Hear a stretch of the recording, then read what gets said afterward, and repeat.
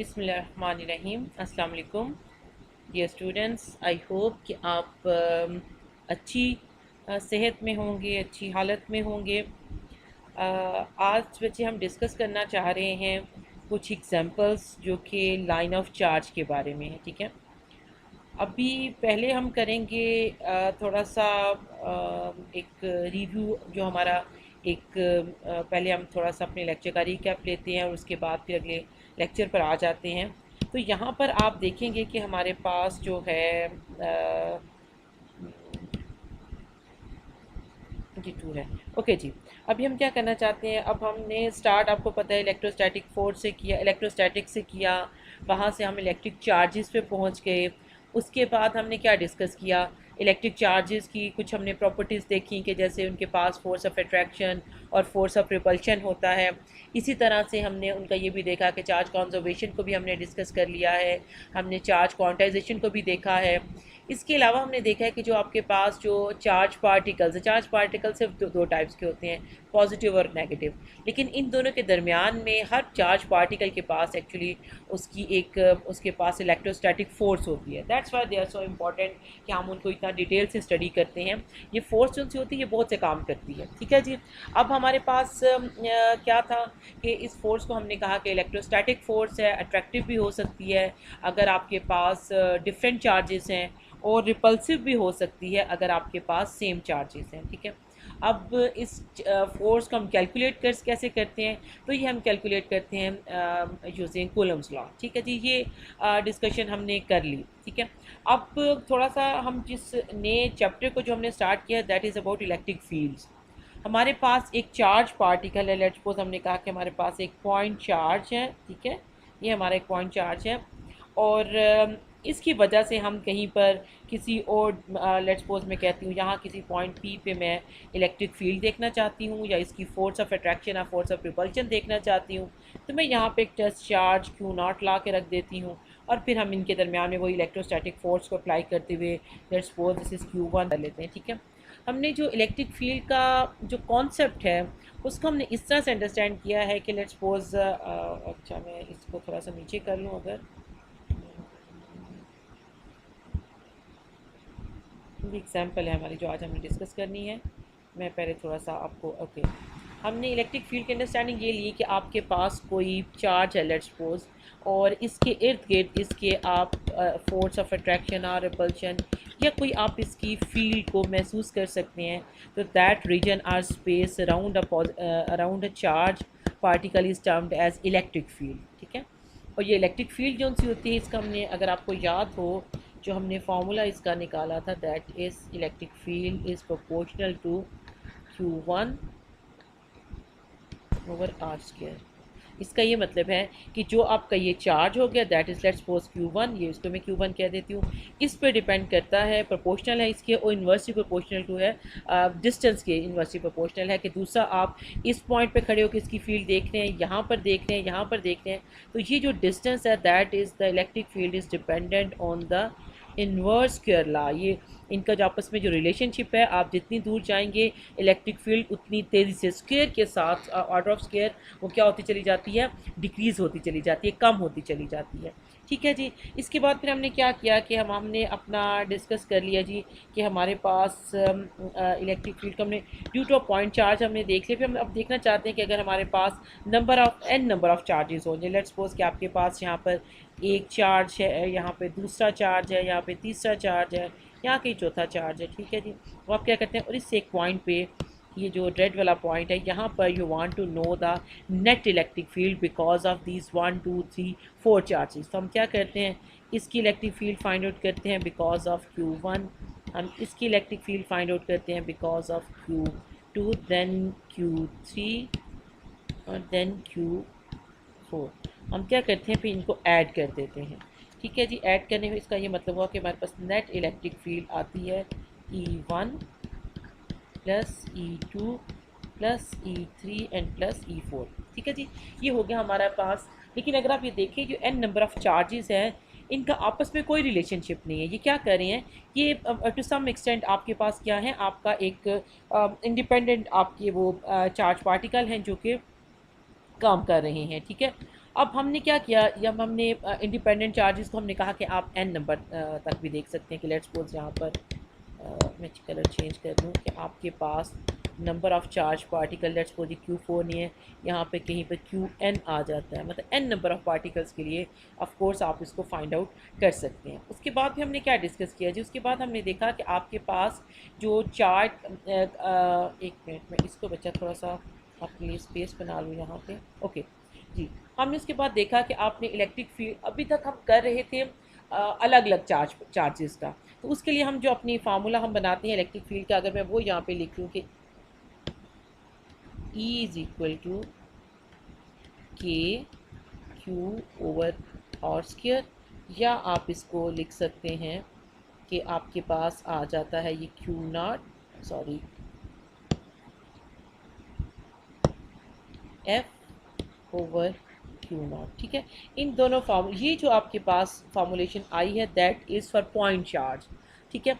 हमने क्या किया, पहले हमने n नंबर ऑफ, अब हम ये चाहते हैं कि हम इसको ऑलरेडी बड़ी डिटेल से हमने डिस्कस किया है कि हमारा जो मेन प्रिंसिपल है या हमारा पर्पस मेन क्या है कि हम अपनी जो फिज़िकल ऑब्जेक्ट्स हैं हम एक्सटेंडेड ऑब्जेक्ट्स पे जाना चाहते हैं पॉइंट से। तो हम क्या करेंगे, अब ये नहीं करेंगे हम डायरेक्ट जंप कर जाएं, हम अपनी जो सिंपल हमारा सिस्टम है जो समझ में आने वाला हमारे पास लॉज मौजूद है उनकी बेस पे हम उस चीज़ को ड्राइव करेंगे, ठीक है। तो हमने क्या किया, हमने अपना एक चार्जेस के बाद ऐसा सिस्टम लिया जो कि सिर्फ दो चार्जेस पे डिपेंड करता है, कंप्राइज है, ठीक है। Q1 Q2 और इनका चार्ज एक का पॉजिटिव है एक का नेगेटिव है, and the distance between these two charge particle is d, ठीक है जी। तो ये जो आपकी अरेंजमेंट है इसको हम क्या कहते हैं, आप बता सकते हैं ये क्या अरेंजमेंट है हमारी। ठीक है जी, जो आपका डाइपोल है, ठीक है।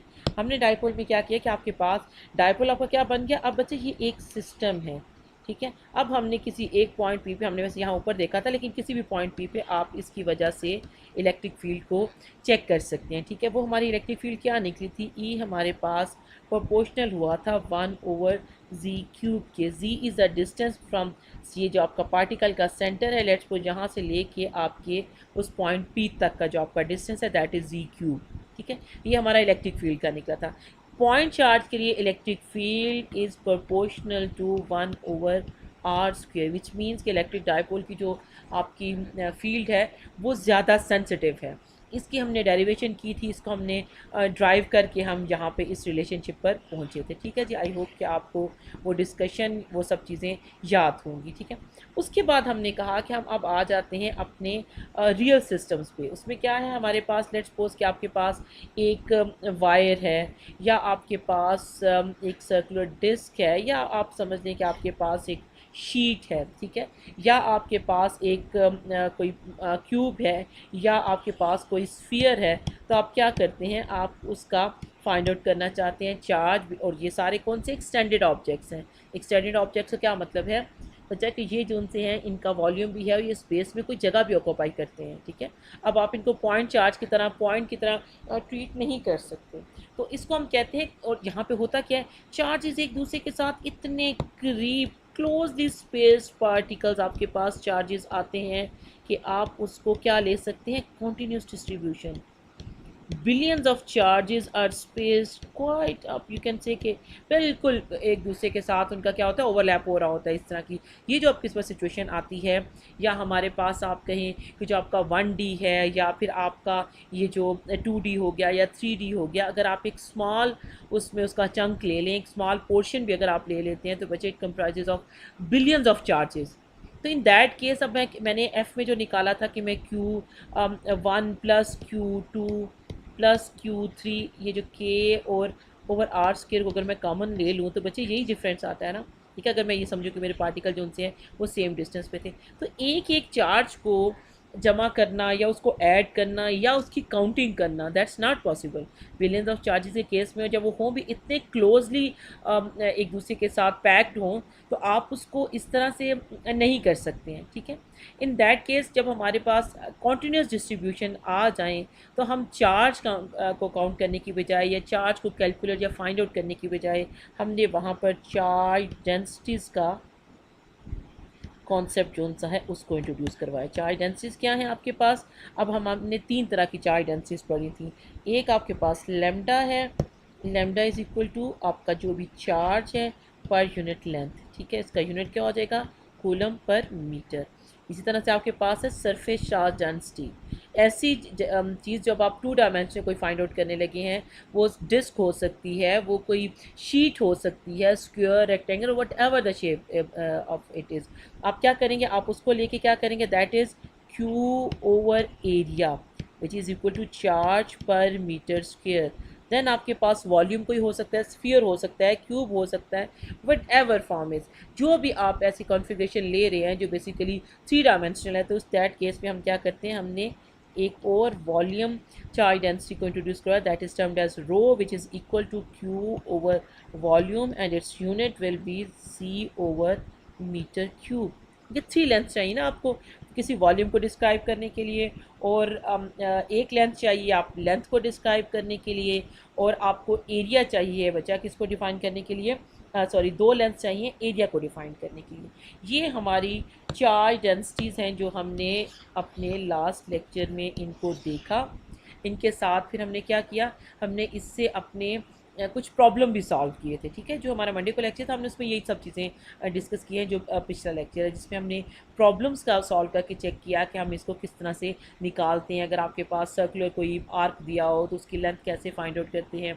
इसी तरह से आपके पास सरफेस की हमने 2 एग्जाम्पल की, एक हमने चार्ज डिस्क लिया, एक हमने सरफेस लिया, ठीक है, किसका? स्फीयर का।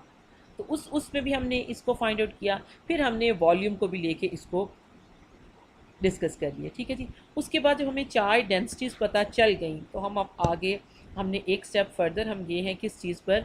हम पहुंच गए लाइन ऑफ चार्ज पर, ठीक है। अब आपका लाइन ऑफ चार्ज क्या चीज़ है? ये आपकी लाइन है, इस पे आपके billions of charges, millions of charges आपकी क्लोज स्पेस अरेंज है। हमने अपनी आसानी के लिए कि हम कोई सिमेट्री इंट्रोड्यूस करवा सकें, हमने इस चीज़ को क्या किया? हमने अपने लाइन ऑफ चार्ज को एक रिंग की फॉर्म में ले लिया, यानी इसी लेंथ को मैंने क्या किया है? मैंने इसको राउंड कर दिया, इसके एक एज को दूसरे एज के साथ मैंने मिला दिया। अब मेरे पास क्या आ गया? क्यों मैंने ऐसा किया है? क्योंकि ये लाइन ऑफ चार्ज ही रहेगा रिंग के केस में, लेकिन जो ऐसी सिमेट्रीज मिलेंगी जैसे इलेक्ट्रिक फील्ड है, अब आपके पास ढेर सारे कंपोनेंट्स हैं, तो इलेक्ट्रिक फील्ड के कुछ कंपोनेंट हम कैंसिल आउट हो जाएंगे। क्यों? क्योंकि सेम चार्ज है और इस तरह से जब आप इसको फोल्ड करते हैं तो आमने सामने ही चार्ज आ जाता है, ठीक है बच्चे। हमने इसको बड़ी डिटेल से डिस्कस किया। मैं सिर्फ यहाँ पे ये कह रही हूँ क्योंकि बहुत से दिन हो गए हैं, आपका 2-3 दिन के बाद लेक्चर आ रहा है, तो अगर आप उसको भूल चुके हैं तो जस्ट इस लेक्चर से आप उसको, हम नेक्स्ट एग्जाम्पल करने से पहले उन तमाम चीज़ों को मैं क्या करना चाहती हूँ? रिवाइज़ करना चाह रही हूँ, ठीक है। हमें इससे सिमेट्री मिलती है। हमने इसका लिए क्या किया कि अब ये मेरा रिंग, इसका रिंग, अब ring is an extended object. इसको फाइंड आउट करने का कि इस होल रिंग की वजह से किसी एक पॉइंट पर पी पर इलेक्ट्रिक फील्ड क्या होगा, ये जानने का मेरे पास कोई डायरेक्ट वे नहीं था। तो मैंने क्या किया? मैंने अपने रिंग को स्मॉल पैचेस में डिवाइड किया था। लेट्स सपोज कि ये वाला एक पैच हो गया, ठीक है। इस पैच की वजह से, ये पैच यहाँ से सेंटर से डिस्टेंस आर पे था, आर वाज रेडियस, ये उसकी लेट्स सपोज लेंथ थी पी, और ये डिस्टेंस है इस पॉइंट का यहाँ तक, ठीक है। इसकी वजह से यहाँ पर चूँकि पॉजिटिव चार्ज है तो आउटवर्ड इधर को डी, इधर को इलेक्ट्रिक फील्ड की डायरेक्शन बनती है। ये जो स्मॉल पैच है, बहुत से बच्चे उसके लेक्चर के बाद डिस्कशन पूछे थे कि डीएस क्या है।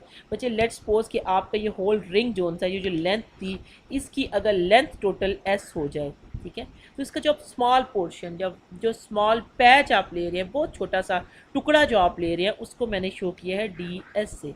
सो D, this is not D and S, this is D S, जो शो करते हैं कि आपने एक स्मॉल पैच लिया। अब अगर आपने स्मॉल पैच को कंसिडर कर रहे हैं तो ऑफ कोर्स स्मॉल पैच पे आपको कितना चार्ज मिलेगा? कोई स्मॉल अमाउंट मिलेगी, उसको मैंने डी क्यू कह दिया। इस सब डी क्यू जो स्मॉल चार्ज है, इसकी वजह से जो इलेक्ट्रिक फील्ड यहाँ प्रोड्यूस होगी वो क्या होगी? वो भी part of the electric field होगी, वो टोटल नहीं होगी, तो उसको मैंने डी ई कह दिया, ठीक है। ये वो वाले डी हैं जो आपके डेल्टा जैसे होता है ना, हम कहते हैं हम छोटे से कोई डिफरेंस को हम शो करते हैं, तो उसके लिए हमने इसको शो किया था, ठीक है।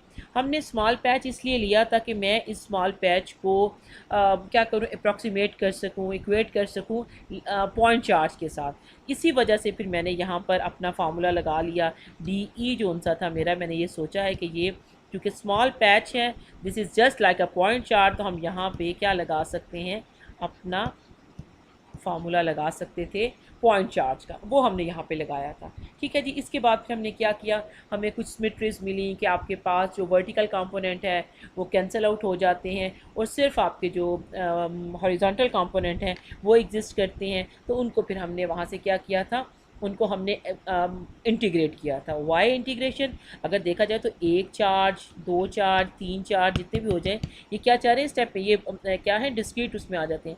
लेकिन हमारे पास चार्जेस क्या हैं, ये ऐसी है कि मैं एक लाइन यूँ लगाती हूँ, ठीक है। अगर आप इस लाइन को आप बहुत ज़्यादा करीब से देखें तो जूम करते चले जाएँ तो आपको ये पॉइंट यूँ दिखना शुरू हो जाएंगे, ठीक है। लेकिन अगर आप दूर से इन पॉइंट्स को देखेंगे, हो सकता है कि आपके पास अभी छोटी स्क्रीन पे जो मैंने डॉट्स लगाए हैं, डिस्क्रीट पॉइंट हैं, वो आपको कॉन्टिन्यूस नज़र आ रहे हों। तो यहाँ पर हमें ये लगता है कि चार्जेस इतने ज़्यादा होते हैं, हम ये अप्रॉक्सीमेशन यूज़ करते हैं कि ये कॉन्टीन्यूस चार्ज डिस्ट्रीब्यूशन बन गया है। That's why we can apply integration. Calculus आप कहाँ यूज़ करते हैं, calculus is a mathematical study of continuous change. तो आपका जो सर्कल होता है, सर्कल का लेंथ कितनी होती है, वो 0 से 2πr होती है, जो कि उसका क्या होता है, सर्कमफेरेंस होता है। ठीक है जी। ये डिस्कशन बच्चे हम कर चुके हैं और एट द एंड हम कहाँ पहुँचे थे, हमने एक फार्मूला ड्राइव किया था इलेक्ट्रिक फील्ड ई का फॉर लाइन ऑफ चार्ज, और यू कैन से फॉर चार्ज रिंग्स। ठीक है, लाइन ऑफ चार्ज भी हो सकता है और चार्ज रिंग भी हो सकता है इसको आप, क्योंकि ये जो आपका रिंग बन जाता है ना, इसको आप रिंग भी कह सकते हैं। ठीक है, चार्ज रिंग है आपका। तो ये क्या आपका फार्मूला निकला था, क्यू जी, यहाँ पे आपका के था, डिवाइडेड बाई क्या था जी, कुछ याद है आपको, जी स्क्वेयर प्लस आर स्क्वेयर। कौन सी पावर थी इसकी, अगर आपको याद है तो आप लिख सकते हैं, मुझे बता सकते हैं कि पावर क्या थी इसकी। 2/3 था, 3/2 था, 3/2 था। ठीक है, ये आपके पास फाइनल आपका बन गया क्या, electric field because of line of charge और चार्ज रिंग। इसको आप याद रखेंगे। अब हमने इसको जो आज हमने एग्जाम्पल स्टार्ट करनी है, जो एग्जाम्पल आज हमने देखनी है, उसमें हमने इस फार्मूला को यूज़ करना है। ठीक है, अब हम इसकी प्रैक्टिकल एक एग्जाम्पल देखने लगे हैं चार्ज रिंग की इलेक्ट्रिक फील्ड की। आप इस फार्मूले को अपने पास नोट कर लें। ओके जी, अब हम आते हैं अपनी प्रॉब्लम की तरफ कि हमारी एग्जाम्पल क्या है। ठीक है जी, प्रॉब्लम जी ये आपकी नज़र आ रही है, आई होप कि आप इसको देख पाएंगे ठीक तरह से।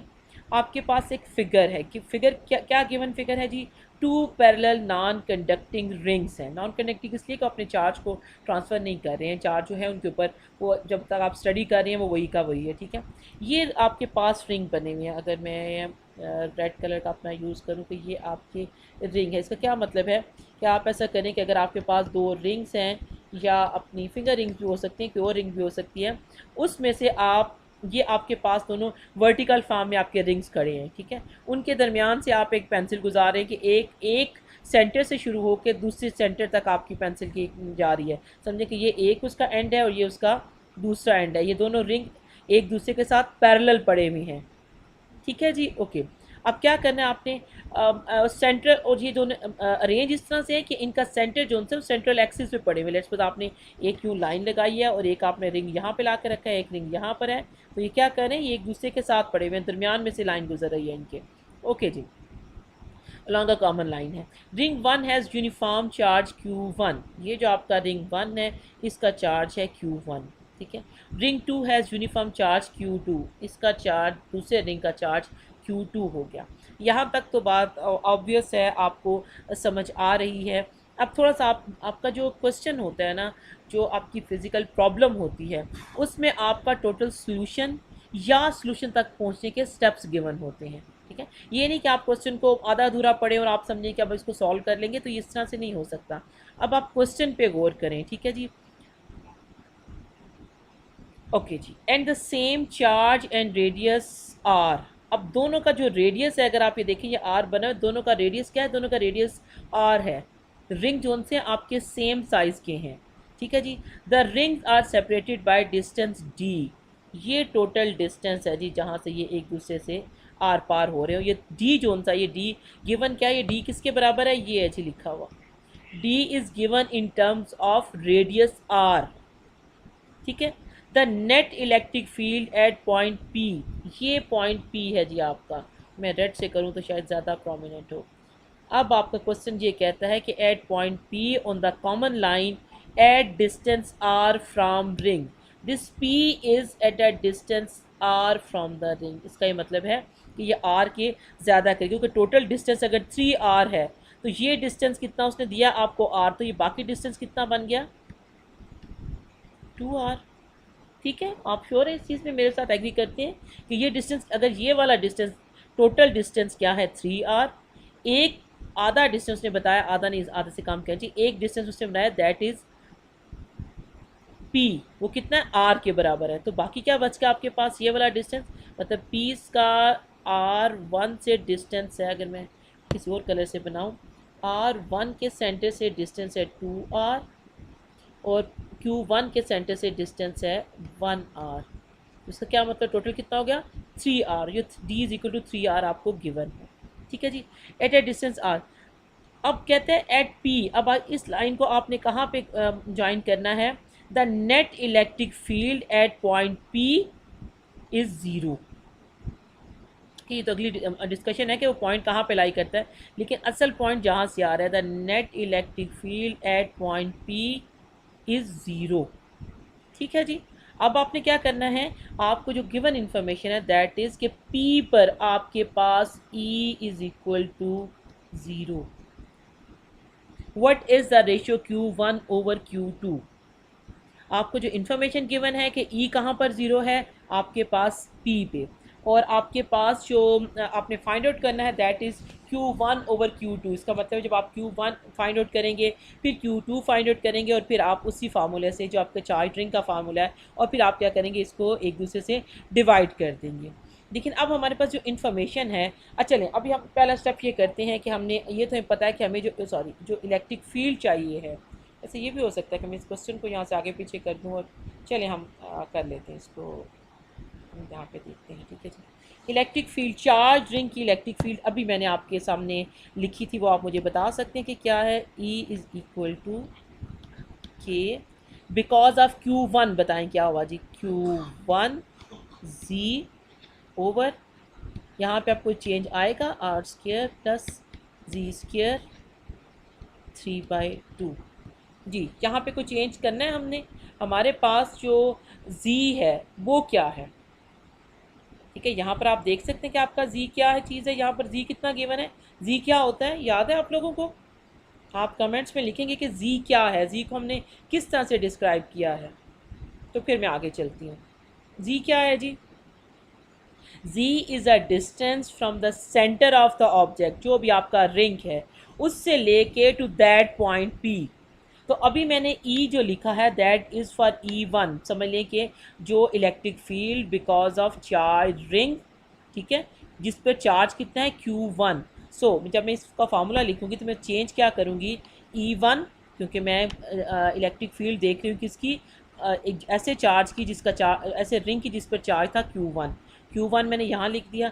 अब मुझे Z को रिप्लेस करना है इस क्वेश्चन में, यहाँ पे Z क्या था चार्ज 1 के लिए बच्चे, ये Z, अब मैं अगर रेड से करूँ तो ये Z है, ये वाला P तक का डिस्टेंस दैट इज़ R। तो आपने हर जगह R पे क्या करना है, Z को R से रिप्लेस कर देना है। ठीक है जी, तो मेरे पास क्या आ गया, K Q1 R over R square plus R square over 3/2 which is equal to K Q1 R over कितना हो गया 2R स्क्वायर 3/2। ठीक है जी, यही चीज़ आपके पास आ गई। ओके, अब हमने क्या करना है, अब हम दूसरा काम करते हैं। अब हम अपने देखते हैं हमारे पास अगली क्या चीज़ है Q2। इसका मतलब है कि इस पर जो, अगर मैं यहाँ से इसको कर दूँ ना, मिटा दूँ, तो मैं शायद मेरे लिए ज़्यादा आसान है कि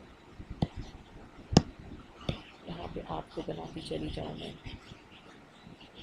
पहले हमने फाइंड आउट किया है E1, दो चार्ज रिंग है ना, ठीक है, तो E1 अपना किसी जगह पे इलेक्ट्रिक फील्ड रखेगा, और E2 जो सा है वो जो Q2 है उसकी वजह से अपना कहीं पर इलेक्ट्रिक फील्ड होगा।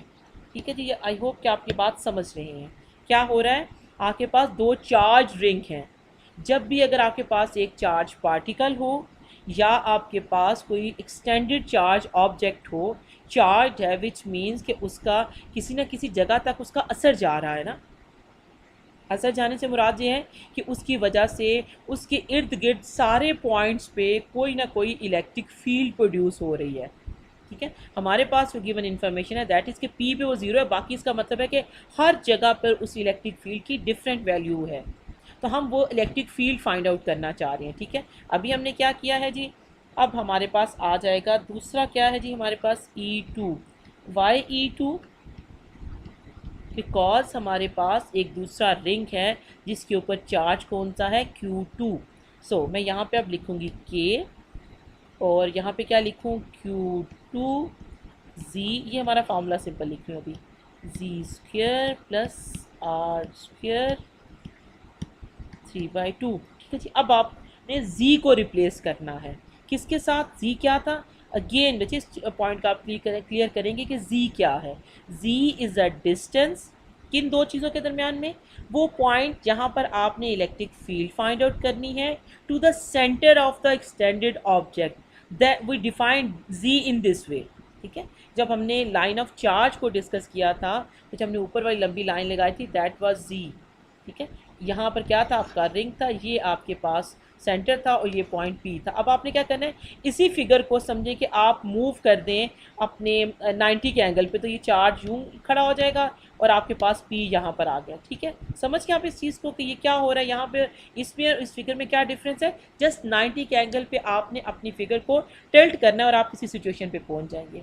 तो अब आपको पता चल गया कि Z क्या है। ओके जी, जो गिवन इन्फॉर्मेशन है, अगर आप यहाँ पे देखें, मैं आपको दरमियान में लिया हूँ ताकि अगर कहीं से कट रही हो मेरी विंडो तो आपको उससे फ़र्क ना पड़े। तो बच्चे ये हमारे पास डिस्टेंस है Z, एक ये क्या था, Z1 था, ये क्या है, ये Z2 है, दो डिफरेंट Z है ना आपके पास। तो ये जो डिस्टेंस है ये बराबर है किसके, 2R के। ये कहाँ से आया, ये आपके पास यहाँ से आया।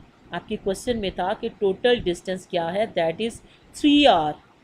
एक डिस्टेंस उसने बता दिया, ये 1 से लेके P तक, दैट इज़ 1R। तो बच्चा पीछे क्या बच जाता है, 2R। ठीक है, so now your Z is 2R for charge Q2 which produces electric field E2। समझ गए आप लोग इस चीज़ को। ओके जी, अभी बच्चे हमने असल क्वेश्चन पे, अभी हम जो हमारे पास फिगर है, हम उसके ऊपर जस्ट क्या कर रहे हैं, अब उसको ट्रांसलेट कर रहे हैं अपनी मैथमेटिकल फॉर्म में। अभी हमने क्वेश्चन को सॉल्व करना नहीं शुरू किया। ठीक है जी, E2 अब मेरे पास क्या आ जाएगा, ये आ जाएगा जी, सॉरी, K Q2 2R, ऊपर आ गया, नीचे क्या आएगा जी, 2R whole square plus R² 3/2। तो ये किसके बराबर आ जाएगा, K Q2, और चलिए यहीं पे 2R लिख लेती हूँ। अब नीचे क्या आ जाएगा, 2R² mean 4R²। 2 is also included in this square, so 2 का आप स्क्वेयर करेंगे 4R² प्लस यहाँ पे आप R² करेंगे, तो यहाँ पे क्या आ जाएगा जी, 3/2 आपके पास। अगर मैं फिर मुझे थोड़ा सा रिमूव करना पड़ेगा, यहाँ मैंने ऑलरेडी कुछ काम किया था। ओके जी, यहाँ पर मेरे पास आ रहा है, ये चीज़ किसके बराबर आ रही है। अगर मैं इसको यहाँ पे थोड़ा सा नीचे करके लिख दूँ ना, तो मैंने एक R कौन सा है, अगर आप इसको देखें, ये जो E है ना, मैंने यहाँ पे लिखा था ये वाला E। ठीक है, यहाँ पे मैं इसके साथ लिखना चाह रही हूँ इस वाली चीज़ को, और इसको मैं थोड़ा रिमूव कर दूँ। ओके जी, अब मैंने जो मेरा E आया है उसको मैं इसके साथ लिख रही हूँ ताकि मुझे पता चल जाए कि ये हम कंपेयर करने में हमें आसानी हो। ठीक है जी, यहाँ पे है K, ये ऊपर से आ रहा है, ठीक है, यहाँ से K Q2 2R over 5R²।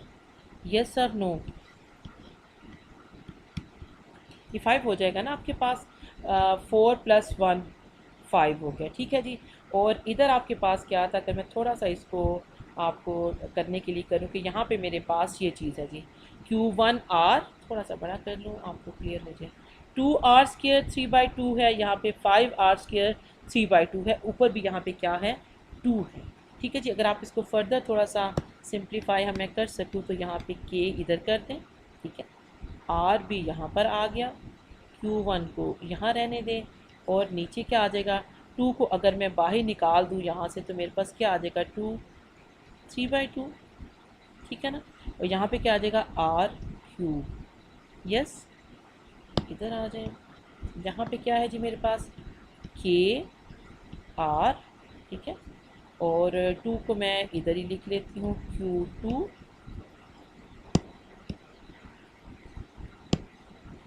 ये आ गया जी। ओवर क्या आ जाएगा आपके पास, 5 को 3/2 को आप बाहर निकाल दें, R का क्या आ जाएगा, Q, ठीक है। ये चीज़ हमारे पास, ये क्या है, ये this is equal to E2, और ये क्या चीज़ है जी आपके पास, दिस इज़ E1। क्लियर है आपको ये बात यहाँ तक, ओके। अब आप दोबारा अपने क्वेश्चन की तरफ आ जाए। एक क्वेश्चन हमें क्या कह रहा है, थोड़ा सा मैं इसको बड़ा करूँगी 100%, ठीक है जी। क्वेश्चन क्या कहता है, एट P आपके पास इलेक्ट्रिक फील्ड ज़ीरो हो रही है। आपको याद है जो हमने सर्कुलर सिमेट्री की रीज़न की थी कि हम क्यों सर्कल लेते हैं, हम क्यों प्रेफर करते हैं कि हम सर्कुलर सिमेट्री ले लें, तो उसकी रीज़न ये थी कि उसके सेंटर में हमारे पास इलेक्ट्रिक फील्ड ज़ीरो हो जाती है। विच मीन्स कि अगर मैं दोबारा उस चीज़ को बनाऊँ आपके पास, थोड़ा सा इधर कर चली जाती हूँ ताकि हमारी ये कैलकुलेशन डिस्टर्ब ना हो, कि हमारे पास एक ये सर्कल था और यहाँ पे क्या था, यहाँ पे सेंटर पे आपके पास जो इलेक्ट्रिक फील्ड ई था वो इधर से जो पोर्शन आ रहा था, जो इधर से आ रहा था या जो इधर से आ रहा था, वो क्या होता है, सेम होता है। इसका हमने इसको क्यों इज इक्वल टू ज़ीरो किया था at centre, because electric field because of let me change the color, because of this point and because of this point is equal in magnitude but opposite in direction. This is the only way you can cancel this electric field. otherwise बच्चे आपके पास electric field हर जगह मौजूद होती है, ठीक है, जो charge है उसकी ये प्रॉपर्टी है, लेकिन आप उसको रिमूव नहीं कर सकते हैं। चार्ज के साथ उसकी प्रॉपर्टी है, एसोसिएटेड है उसके साथ से चीज़, लेकिन क्या हो सकता है, आप उसको कैंसल आउट कर सकते हैं। किस पॉइंट पे, किस जगह पे, जहाँ पर जो भी आप चार्जेस देख रहे थे, अगर उनकी इलेक्ट्रिक फील्ड सेम और अपोजिट डायरेक्शन में हो जिस भी पॉइंट पे, तो वहाँ पे इलेक्ट्रिक फील्ड क्या हो जाती है, ज़ीरो हो जाती है। और अभी जो हमारे पास क्वेश्चन है उसमें उन्होंने कहा है कि ये आपकी अगर पॉइंट P है, ये वाला, this is your point P, इस लाइन पे यहाँ का डिस्टेंस क्या है, दैट इज़ 1r, यहाँ का डिस्टेंस क्या है, दैट इज़ 2r। इसका ये मतलब है कि Q1 और Q2, आपको याद, आपकी इलेक्ट्रिक फील्ड किसके प्रोपोर्शनल होती है, प्रोपोर्शनल होती है Q के, और प्रोपोर्शनल होती है, इन्वर्सली प्रोपोर्शनल होती है R² के। अगर तो QR जो सा सेम हो जाए दोनों में, ठीक है, तो आपका क्या मतलब है, इसका ये मतलब होगा कि अगर कहीं पे कैंसिल, अगर R सेम होता और Q सेम होता तो ये सेंटर पे आके क्या होता, ज़ीरो होता। दोनों अपोजिट सेम और अपोजिट हो जाते हैं ना, लेकिन यहाँ पे क्या है, P पर आके हो रहा है। इसका ये मतलब है कि यहाँ पे चार्ज भी डिफरेंस है, चार्ज डिफरेंट है, और आपको R तो नज़र ही आ रहा है कि यहाँ पे R 2R के बराबर है और यहाँ पे R 1R के बराबर है। ठीक है जी। अब हम अपने पॉइंट की तरफ आते हैं कि ये जो हमने निकाले थे E1 और E2, आपको ये पता है ये किस चीज़ के हैं और कितने डिस्टेंस पे हैं P से, ये हमने P पे फाइंड आउट किए हैं। और हमारा क्वेश्चन ये कहता है कि एट पॉइंट P, अगर मैं यहाँ पे लिखूँ एट पॉइंट P, जो गिवन पॉइंट है, ये वाला पॉइंट मैं दोबारा बनाती हूँ, जहाँ पे ये Q1 से, Q1 का डिस्टेंस कितना है P से, 1R, Q2 का कितना डिस्टेंस है P से, 2R, ठीक है। एट पॉइंट P क्या होता है जी, आपकी जो इलेक्ट्रिक फील्ड है वो ज़ीरो हो रही है, विच मीन्स कि E1 उसका magnitude should be equal to magnitude of E2। बच्चे इस क्वेश्चन में सिर्फ इतना सा ही पॉइंट है जो समझने वाला है कि at point P your electric field because of charge Q1 and charge Q2 is zero, which means electric field is equal and opposite at point P। ये पॉइंट है जो आपने समझना है। पॉइंट P पर इलेक्ट्रिक फील्ड ज़ीरो है, इसका ये मतलब net electric field because of charge Q1 and because of charge Q2, P पर electric field net electric field zero है। क्यों ज़ीरो हुई है, कैसे ज़ीरो हो सकती है, इसका ये मतलब है कि E1 का मैग्नीट्यूड बराबर है E2 के मैग्नीट्यूड के, ठीक है। चूँकि दोनों पे सेम चार्ज है, वो अपोजिट हैं, तो वो क्या करेंगे, एक दूसरे को कैंसिल आउट कर देंगे, ज़ीरो कर देंगे। अगर वो अपोजिट ना होते तो दोनों का मैग्नीट्यूड क्या होता, ऐड हो जाता, ठीक है। यहाँ पे वो कह रहा है P पे ज़ीरो है, विच शोज़ कि वो दोनों अपोजिट डायरेक्शन में हैं। पॉजिटिव और नेगेटिव सिर्फ एक दूसरे को कैंसिल करते हैं। अगर दोनों पॉजिटिव हो तो वो ऐड कर जाते हैं, अगर दोनों नेगेटिव होंगे तो क्या करेंगे, वो भी ऐड हो जाएंगे, ठीक है जी। अब मैं क्या लिखूँगी, अब आप देखेंगे कि मेरे पास E1 क्या निकला था। मेरा जी E1 था KR/2 3/2 और R³ मैंने अभी इस R को कैंसिल नहीं किया क्योंकि ये R in any way cancel होने वाला है, इसलिए मैं इसको ऐसे ही लिख रही हूँ, ठीक है। यहाँ पे क्या आ गया Q1, this is equal to K। अब मैं अगर इसको ग्रीन से लिख लूँ जस्ट टू शो कि ये हमारा किसका चार्ज है, electric field because of charge Q2, वो उस रिंग की वजह से, KR/2 ओवर क्या है यहाँ पे 5³/3, यहाँ पे R³। अब आप बच्चे मैथमेटिक्स के बच्चे हैं, आप क्लियरली इस चीज़ में डिफ्रेंशिएट कर सकते हैं कि यहाँ पर क्या होने वाला है या क्या हो रहा है। के से कैंसिल दोनों साइड्स पर है, आर से कैंसिल दोनों साइड पर है, R³ से कैंसिल दोनों साइड पर है, ठीक है जी। एकदम से जो हमारी इक्वेशन है वो सिंप्लीफाई हो गई है कि मेरे पास अब Q1 ओवर, अगर मैं इसको लिख लूँ 2³ सॉरी चलिए फ़िलहाल ऐसे ही लिख लेते तो मेरे से लिखा गया, ये किसके बराबर है जी आपके पास, अब क्या आ गया है 2Q2 ओवर 5 3/2, बस कि कुछ और भी बचा है जी, क्या कहते हैं, क्या बच गया अब आपके पास, यही है या इसके अलावा कुछ और भी है। अब आपको चाहिए क्या है, अगर आपको क्वेश्चन अपना याद हो तो हमें चाहिए Q1 ओवर Q2। अब अगर आप इस इक्वेशन में देखें, ये जो इक्वेशन आपके सामने लिखी हुई है, इसमें आपके पास क्या कुछ अवेलेबल है, आपके पास कांस्टेंट्स हैं 2/3 या 2 5, ये कांस्टेंट्स हैं, ठीक है। और आपके पास वेरिएबल्स कौन से हैं, Q1 Q2, इसकी वैल्यू आपको नहीं पता ना, इसलिए ये वेरिएबल होते हैं Q1 और Q2। और आपने जो फार्मूला जो आपका प्रॉब्लम है वो कहता है कि आपने फाइंड आउट करना है जी Q1 ओवर Q2। इसका क्या मतलब है जी, कि आप बाकी चीज़ों को क्या करें, दूसरी साइड पे ले जाएं, ये क्या हो जाएगा, क्रॉस मल्टीप्लाई हो रहा है, ठीक है। आप ये वाली चीज़ ऊपर चले गई 2 3/2 इंटू 2, और ये किधर जाना था, इसको नीचे यहीं पर ही रहने दें 5 3/2 को, क्योंकि Q2 ये वाला Q2 उठा के मैं नीचे ले गई, ठीक है। अब आप इसको सॉल्व करें और मुझे बताएं कि आपके पास क्या आंसर आता है, ठीक है। आप क्या करेंगे, 2/3 है प्लस 1 कर दें, जो इधर से आ रहा है उसको सॉल्व करें, 2 की क्या वैल्यू आती है, और फिर आप फाइंड आउट करेंगे 5 की क्या वैल्यू आती है। दूसरी बात आप ये भी कर सकते हैं कि आप इसको डायरेक्ट अपने कैलकुलेटर से कैलकुलेट करके, तो यहाँ पर आपको रेशो मिलेगा, ठीक है, कि Q1 और Q2 का क्या रेशो है। अगर तो ये रेशो 1 के बराबर आ जाए तो इसका क्या मतलब होगा, बता सकते हैं आप। अगर आप ऑफ कोर्स इसमें 1 नहीं आ रहा, आपको सामने नज़र आ रहा है, दो डिफरेंट चीज़ें हैं। लेट्स सपोज मैं कहती हूँ कि आप इसको सपोज करें कि आपके पास Q1 ओवर Q2 आ जाता है 1 के इक्वल, इसका क्या मतलब होगा, इसका ये मतलब होगा कि Q1 is equal to Q2 अगर दोनों का चार्ज बराबर हो गया, ठीक है। अब मैं ई इसका एक्चुअली निकालने लगी हूँ कि ई पे क्या इसका फ़र्क पड़ता है। अब ई प्रोपोर्शनल होता है चार्ज के, इसका मतलब है इसका भी ई और इसका E1 E2 का जो चार्ज है वो सेम हो गया। और जो गिवन इक्वेशन थी आपकी, लेकिन उसमें क्या था, उसमें आपका डिस्टेंस कौन सा था वो भी डिफरेंट था, ठीक है। E1 भी Q के प्रोपोर्शनल हो गया, और ये अगर ये दोनों Q हैं तो इसका मतलब हो गया कि E आपका Q आपका सेम है। अब आपका डिफरेंस कहाँ से आ रहा है, 1/r² से, या z जो भी आपका इसमें था ना, वो क्या है, यहाँ पर आपके पास 1r था और दूसरे वाले में E2 में आपके पास क्या था, 1/2r था, इसका ये स्क्वायर था, इसका ये मतलब वो इन एनी केस ये जो आपका पॉइंट P है, जो इलेक्ट्रिक फील्ड है, वो कैंसिल आउट होगी सेंटर के अलावा किसी पॉइंट पे।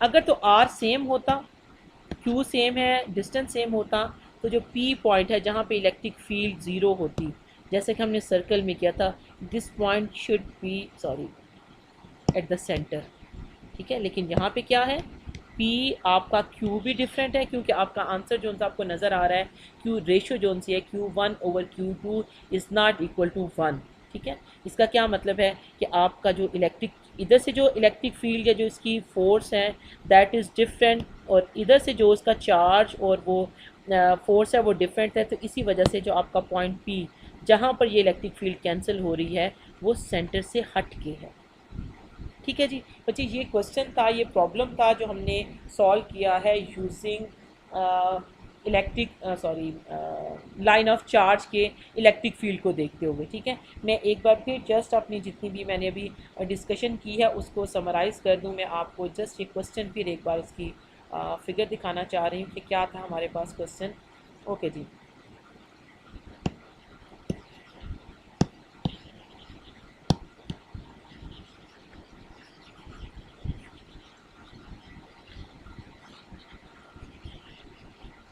ये हमारा क्वेश्चन है जी। यहाँ पे आपको गिवन इन्फॉर्मेशन ये है कि आपके पास एक रिंग, दो रिंग हैं। एक रिंग पे चार्ज Q1 है, दूसरे रिंग पे चार्ज Q2 है। चार्ज डिफरेंट हो सकता है, लेकिन जो इनका डायामीटर सॉरी रेडियस है, यानी कि जो इनके रिंग का साइज़ है, दैट इज़ सेम। दोनों का रेडियस R है, विच मीन्स कि आपका जो रिंग आप लेंगे दोनों सेम साइज़ के रिंग हैं, ठीक है। इनको आपने इस तरह सेंटर से ज्वाइन किया है। वर्टिकल आप अपने रिंग्स को क्या करेंगे, खड़ा कर देंगे, और उनको टेबल पे लेट्स सपोज आप खड़ा करते हैं तो ऑफकोर्स उनकी सेंटर जो है एक इवन सरफेस पे आप इनको दोनों अपने रिंग्स को खड़ा करेंगे वर्टिकल पोजीशन में, तो आपके पास वो सेम लाइन पे ज्वाइन होंगे, सेंट्रल लाइन पे, ठीक है जी। आपके पास दो रिंग हो गए जिन पे चार्ज कौन से हैं, Q1 Q2 गिवन है, ठीक है। दूसरा वो कहते हैं कि इन दोनों के दरमियान में जो डिस्टेंस है that is equal to D, और D is equal to 3R, ठीक है। ये दूसरा पॉइंट हो गया। तीसरे पॉइंट में मैं आपको ये बताता है कि Q1 की वजह से जो रिंग है उसका उस P पॉइंट से डिस्टेंस है 1R। इसका ये मतलब है कि जैसे ही हमें एक डिस्टेंस मिलेगा हम राइट अवे दूसरा डिस्टेंस फाइंड आउट कर लेंगे। ये हमारी तीसरी इन्फॉर्मेशन होगी कि दिस इज़ 2R, ठीक है जी। अब हमारे पास चौथी इन्फॉर्मेशन या लास्ट इन्फॉर्मेशन क्या है कि एट पॉइंट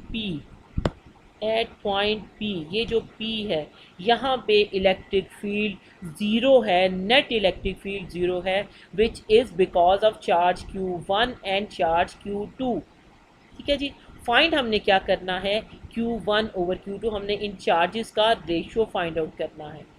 तो जो हमारी इन्फॉर्मेशन है, जो हमारा स्टार्टिंग पॉइंट है, जिस पॉइंट से हमने चलना है और इस इक्वेशन को सॉल्व करना है, वो ये है कि हमारे पास P पर electric field, net electric field zero है, विच शोज़ कि electric field because of charge Q1 at point P is equal and opposite to the electric field because of charge Q2 at point P। इसका ये मतलब है कि दोनों का magnitude same है, डायरेक्शन अपोजिट है। तो हमने इनको क्या किया, फिर हमने इनको इसी पॉइंट पे, इसी बेस पे हमने यहाँ पे इनको इक्वेट किया। कहाँ पर जी, ये मैंने एट पॉइंट P लिखा ना बच्चे। ये जो कंडीशन है it holds only for point P। अगर आप पॉइंट P के अलावा किसी और पॉइंट पे चले जाएं तो हम इन दोनों को इक्वेट नहीं कर सकते। मैंने इनको क्यों इक्वेट किया है, because they are equal in magnitude and opposite in direction at point P। इसलिए मैंने इनके मैग्नीट्यूड को क्या किया है, एक दूसरे के इक्वल लिख दिया है। उसके बाद सिंपल आपके पास क्या है जी, आपका एक मैथमेटिक्स है कि आप उनकी वैल्यूज़ को लिखते हैं, जहाँ पे जो चीज़ें कट जाती हैं उनको आप कैंसिल आउट कर दें, और आपके पास एट द एंड जो दो ही आपके वेरिएबल बचते हैं Q1 एंड Q2, और आप उनका रेशियो फाइंड आउट कर सकते हैं, ठीक है जी। इस तरह की आपको एग्जांपल्स जो सी है, डेरिवेशन से ज़्यादा आपको इस किस्म की जो प्रॉब्लम्स होती हैं वो आपको एग्ज़ाम में आती हैं। तो आई होप कि आप इन चीज़ों को, इस प्रॉब्लम को अंडरस्टैंड कर गए हैं अच्छी तरह से। ये बड़ा इंपॉर्टेंट एग्जांपल है, इसमें थोड़ी सी चेंज के साथ this is you can say an exam question. तो आप इसको समझें, और अगर आपको अभी डिस्कशन में आपको लगता है कि कोई पॉइंट आपका रह गया है जो मैं क्लियर नहीं कर पाई, या आपकी कोई कन्फ्यूजन है, तो वो हम अपने डिस्कशन सेशन में उसको क्या करेंगे, डिस्कस कर लेंगे। ठीक है जी, आई होप कि आप इसको समझ गए होंगे और हमें अब फर्दर इस पर बात करने की ज़रूरत नहीं होगी। ठीक है जी, ओके जी, अल्लाह हाफिज़, मिलते हैं अपने मीट सेशन में।